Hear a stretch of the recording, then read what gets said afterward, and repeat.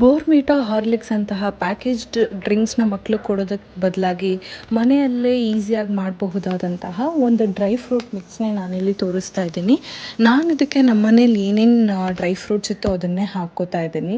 ನಾನು ಯೂಸ್ ಮಾಡ್ತಾ ಇರೋದು ಬಂದ್ಬಿಟ್ಟು ಬಾದಾಮಿ, ಗೋಡಂಬಿ, ವಾಲ್ನಟ್ಟು, ಪಿಸ್ತಾ, ಡ್ರೈ ಖರ್ಜೂರ, ಪಂಪ್ಕಿನ್ ಸೀಡ್ಸು ಮತ್ತು ಇನ್ನೊಂದೇನು ಸೀಡ್ಸು ಮತ್ತು ಸ್ಯಾಫ್ರಾನು, ಸ್ವಲ್ಪ ಕಲ್ಸಕ್ರೆನ ನಾನು ಹಾಕ್ಕೋತಾ ಇದ್ದೀನಿ. ಇದು ಕಂಪ್ಲೀಟ್ಲಿ ಆಪ್ಷನಲ್. ನೀವು ಬೇಕಂದರೆ ಡ್ರೈ ರೋಸ್ಟ್ ಕೂಡ ಮಾಡ್ಕೋಬೋದು, ಇಲ್ಲಾಂತಂದ್ರೆ ಸ್ವಲ್ಪ ತುಪ್ಪ ಹಾಕ್ಕೊಂಡು ಅದಕ್ಕೆ ಎಲ್ಲ ನಟ್ಸ್ನೂ ಒಂದೊಂದಾಗೆ ಫ್ರೈ ಮಾಡ್ಕೊತಾ ಬರ್ಬೋದು. ಇದರಿಂದ ಏನು ಯೂಸಪ್ಪ ಅಂತಂದರೆ, ಒಂದು ಪ್ಯಾಕೇಜ್ ಫುಡ್ನ ಮಕ್ಕಳಿಗೆ ನಾವು ಅವಾಯ್ಡ್ ಮಾಡ್ಬೋದು. ಇನ್ನೊಂದು ಅವ್ರಿಗೆ ಹೆಲ್ತಿಯಾಗಿ ನಾವು ಮಾಡಿಕೊಟ್ಟಿದ್ದೀವಿ ಅಂತ ಒಂದು ಸಮಾಧಾನ ಇರುತ್ತೆ.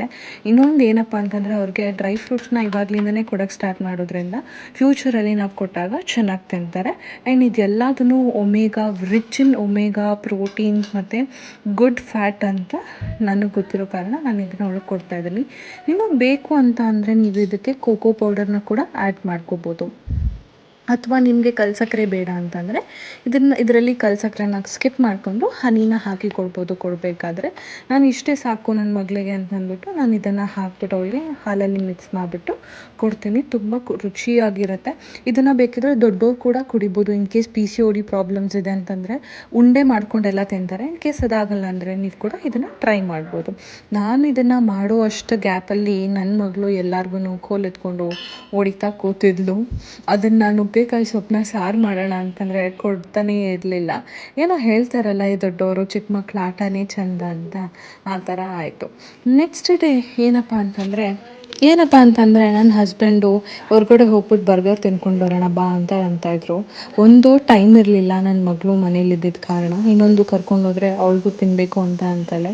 ಸೊ ನಾನೇನು ಐಡಿಯಾ ಮಾಡಿದೆ ಅಂದರೆ, ಮನೇಲೇ ಹೋದ ಸತಿ ಮಾಡಿಟ್ಕೊಂಡಿದ್ದಂತಹ ಪ್ಯಾಟಿ ರೆಡಿ ಇತ್ತು ನನ್ನ ಮಗಳಿಗೆ, ಅದನ್ನೇ ಹಾಕಿ ಓಡಿಸ್ಬಿಡೋಣ ಅಂತ ಅಂದ್ಬಿಟ್ಟು ಬರ್ಗರ್ ಬನ್ಸ್ ಮಾತ್ರ ನಾನು ಆರ್ಡರ್ ಮಾಡ್ಕೊಂಡಿದ್ದೆ. ಆ ಬರ್ಗರ್ ಬನ್ಗೆ ಮನೇಲೇ ಇದ್ದಂತಹ ಕೆಚಪ್ ಮಯೋನ ಹಾಕ್ಬಿಟ್ಟು ಆ ಕಡೆ ಒಂದು ಈ ಕಡೆ ಒಂದು ನಾನು ರೆಡಿ ಮಾಡಿಕೊಂಡೆ. ಅಷ್ಟರಲ್ಲಿ ಚೀಸ್ ಕೇಕ್ಗೆ ಅಂತ ತಂದಿಟ್ಕೊಂಡಿದ್ದಂತಹ ಚೀಸ್ ಖಾಲಿ ಆಗೋಗ್ಬಿಟ್ಟಿತ್ತು. ಇದೊಂದೇ ಒಂದು ಸ್ಲೈಸ್ ಇತ್ತು ಅಂತ ಅಂದ್ಬಿಟ್ಟು ಇದೊಂದು ಸ್ಲೈಸ್ಗೆ ನಾನು ಹಾಕ್ತಾಯಿದ್ದೀನಿ. ಹಾಫ್ ಚೀಸ್ ಸ್ಲೈಸ್ನ ಈ ಕಡೆ ಹಾಕ್ಕೊಂಡೆ, ಹಾಫ್ ಚೀಸ್ ಸ್ಲೈಸ್ನ ನಾನು ಆ ಕಡೆ ಹಾಕ್ಕೊಂಡು ಮನೇಲೇ ಇದ್ದಂತಹ ಲೆಟಸ್ನ ಕೂಡ ಹಾಫಾಗಿ ಕಟ್ ಮಾಡಿಬಿಟ್ಟು ಹಾಕಿದೆ. ಅದ್ರ ಮೇಲೆ ಆನಿಯನ್, ಟೊಮ್ಯಾಟೊ ಏನು ವೆಜ್ಜಸ್ ಬೇಕಾದರೂ ಇಟ್ಕೋಬೋದು.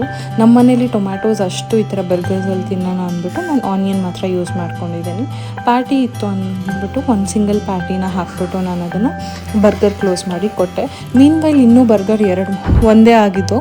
ಅದ್ರ ಬರ್ಗರ್ ಬಂದಿತ್ತಲ್ಲ ಅಂದ್ಬಿಟ್ಟು ನಾನು ನನ್ನ ತಂಗಿಗೆ ಸಲಾಡ್ ಮಾಡ್ಕೊಂಡು ಬರೋಣ, ಹೆಲ್ದಿಯಾಗಿ ನಾವು ಡಯಟ್ ಮಾಡ್ತಾ ಇರೋದ್ರಿಂದ ಅಂದ್ಬಿಟ್ಟು ಅದನ್ನೇ ಮಾಡ್ಕೋತಾ ಇದ್ದೀವಿ. ತುಂಬ ಚೆನ್ನಾಗಾಗಿತ್ತು ಬರ್ಗರ್ ಮಾತ್ರ. ನಾವು ಡಯಟ್ ಮಾಡ್ತಾಯಿದ್ರು ನಮಗೆ ತಿಂದ್ಬಿಡೋಣ ಅಂತ ಅನಿಸ್ತು. ಏಸ್ಥೆಟಿಕ್ ಆಗಿರಲಿ ಅಂದ್ಬಿಟ್ಟು ತುಂಬ ಇನ್ಫ್ಲೂಯೆನ್ಸ್ ಆಗಿ ಶೆಫ್ಸ್ ಎಲ್ಲ ಮಾಡೋ ಥರ ನನ್ನ ತಂಗಿ ಏನೋ ಡಿಸೈನ್ ಮಾಡ್ತೀನಿ ಅಂತ ಓದ್ಲು. ಫುಲ್ಲು ಅಸಹ್ಯವಾಗಿ ಆಗೋಯ್ತು. ಇನ್ನೇನು ಮಾಡೋಕ್ಕಾಗುತ್ತೆ, ಹೆಂಗೋದ್ರೂ ತಿನ್ಕೊಬೇಕು ಮನೇಲಿರೋರು ಅಂತ ಅಂದ್ಬಿಟ್ಟು ಹಾಕ್ಕೊಟ್ವಿ. ಬರ್ಗರ್ ಟೇಸ್ಟ್ ಮಾತ್ರ ನಿಜವಾಗ್ಲೂ ರೆಸ್ಟೋರೆಂಟಲ್ಲಿ ಯಾವ ಥರ ಬರುತ್ತೋ ಅದೇ ಥರ ಬಂದಿತ್ತು. ಪ್ಯಾಟಿ ಬಂದು ಮನೇಲೇ ಮಾಡಿರುವಂತಹದ್ದು. ನನ್ನ ಮಗಳಿಗೋಸ್ಕರ ಮಾಡಿದ್ದಾಗ ನಾನು ಇದೊಂದು ಎಕ್ಸ್ಟ್ರಾ ಇತ್ತು ಅಂತ ಅಂದ್ಬಿಟ್ಟು ಹಂಗೆ ಇಟ್ಟಿದ್ದೆ, ಯೂಸ್ ಆಯಿತು. ಇನ್ ಕೇಸ್ ನಿಮಗೆ ಬೇಕು ಅಂದರೆ ಹೇಳಿ, ನಾನು ನೆಕ್ಸ್ಟ್ ವ್ಲಾಗ್ಸಲ್ಲಿ ಕಂಪ್ಲೀಟಾಗಿ ನಿಮಗೆ ತೋರಿಸ್ಕೊಡ್ತೀನಿ. ಹೇಳಿದ ಹಾಗೆ ನಮಗೆ ಸಲಾಡ್ಗೆ ಬನ್ಸ್ ಇತ್ತಲ್ಲ, ಅದನ್ನು ಚಿಕ್ಕ ಚಿಕ್ಕ ಪೀಸಸ್ ಆಗಿ ಕಟ್ ಮಾಡಿಕೊಂಡು ನಮ್ಮ ಮನೇಲಿರುವಂತಹ ಟೋಸ್ಟರ್ಗೆ ಹಾಕಿ 2 ಮಿನಿಟ್ಸ್ ಎರಡೂ ಕಡೆ ನಾನು ಫ್ರೈ ಮಾಡಿಕೊಂಡೆ. ಉಳಿದಂತಹ ಲೆಟಸ್ನ ನಾನಿಲ್ಲಿ ಚಿಕ್ಕ ಚಿಕ್ಕ ಪೀಸಸ್ ಆಗಿ ಕಟ್ ಮಾಡಿ ಹಾಕ್ಕೋತಾ ಇದ್ದೀನಿ. ಇದು ಕ್ಯಾಬೇಜ್ ಥರನೇ ಬರುತ್ತೆ, ಬಟ್ ಇನ್ನೂ ಒಂಥರ ಫ್ಲೇವರ್ ಏನು ಅಂತ ಎಕ್ಸ್ಪ್ಲೇನ್ ಮಾಡೋಕ್ಕೆ ನನಗೆ ಗೊತ್ತಿಲ್ಲ. ತಿಂದವ್ರಿಗೆ ಗೊತ್ತಾಗುತ್ತೆ ಸಲಾಡಲ್ಲಿ ಹೆಂಗೆ ಟೇಸ್ಟ್ ಆಗುತ್ತೆ ಅಂತ ಅಂದ್ಬಿಟ್ಟು.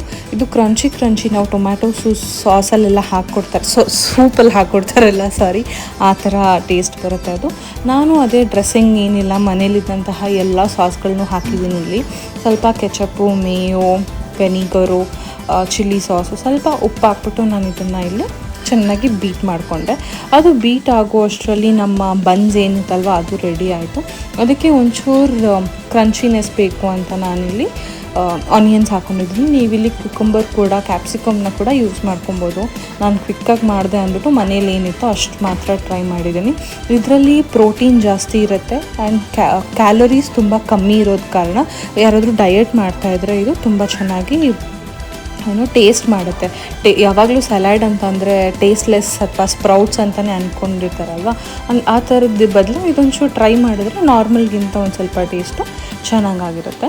ನನ್ನ ತಂಗಿ ಇದನ್ನು ಟೇಸ್ಟ್ ಮಾಡಿಬಿಟ್ಟು ತುಂಬ ಚೆನ್ನಾಗಿದೆ, ನೆಕ್ಸ್ಟು ಇದೇ ಥರ ರೆಸಿಪೀಸ್ ಟ್ರೈ ಮಾಡಬೇಕು ಅಂತ ಹೇಳ್ತಾ ಇದ್ಲು. ಸೊ ರೆಸಿಪೀಸ್ನ ಟ್ರೈ ಮಾಡಿ ನಿಮಗೆ ಶೇರ್ ಮಾಡ್ತಾ ಇರ್ತೀನಿ. ಈ ಥರ ಹೆಚ್ಚಿನ ವೀಡಿಯೋಸ್ಗಳಿಗಾಗಿ ನನ್ನ ಚಾನಲ್ನ ಸಬ್ಸ್ಕ್ರೈಬ್ ಮಾಡಿ. ನಿಮ್ಗೆ ಹೇಗೆ ಅನಿಸ್ತು ಅಂತ ನನಗೆ ಕಮೆಂಟ್ ಮಾಡಿ. Bye, see you in my next vlog.